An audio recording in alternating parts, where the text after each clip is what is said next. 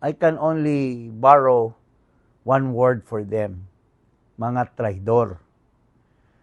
Kasi itong mga taong ito, sobrang nakinabang, mga secretary, mga high officials from the legislative department, mga officials from the executive department,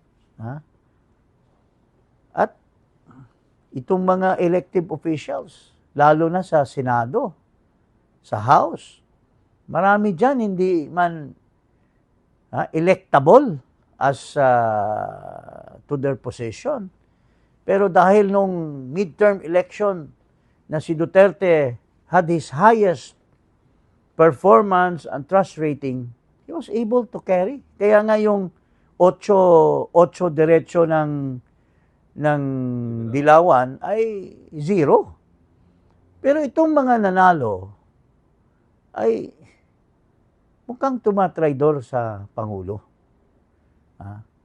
Alam mo, napakabait ni Duterte. Hindi niya pinapakialaman sila. Konsensya na lang nila. Mayroon diyang senador na hindi man manalo-nalo yan sa Dilawan. In-out pa nga ng Dilawan dyan dahil nagdala ng mga dancer doon sa isang stage. Pero nung tumalon kay Digong at binagbigyan, saka lang nanalo. Pero nasaan itong tao na ito? Nagpakita ba? Sumama ba kay Bato para imbestigahan itong tungkol sa droga? Wala. Saan yung mga nakinabang na hindi man mananalo bilang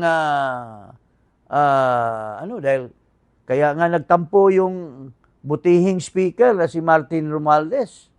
Kasi siya dapat ang manalo noong pagka-speaker noong panahon ni Digong. Pero he has the numbers, pero pinagbigyan itong mga iba. Pinapanalo, wala man lang numero. Pero nasaan sila ngayon? Nagpakita ba na they are for the president? Former president? Wala.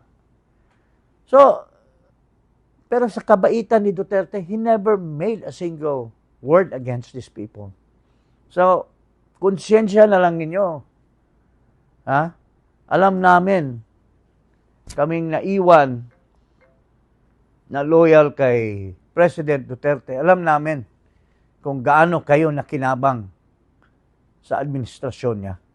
Pero ngayon, hindi lamang umalis kayo sa kanya, baka karamihan sa inyo, baka trumaydor na kayo sa kanya at iniwan nyo si Pangulong Duterte sa ere. Kaya, nakakawawa si Pangulo.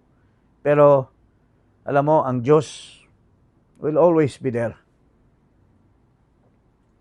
Saka, gising ng taong bayan, sir. At gising na, Ang taong bayan ngayon. Kilala na yung mga nakikinabang na mga traidor.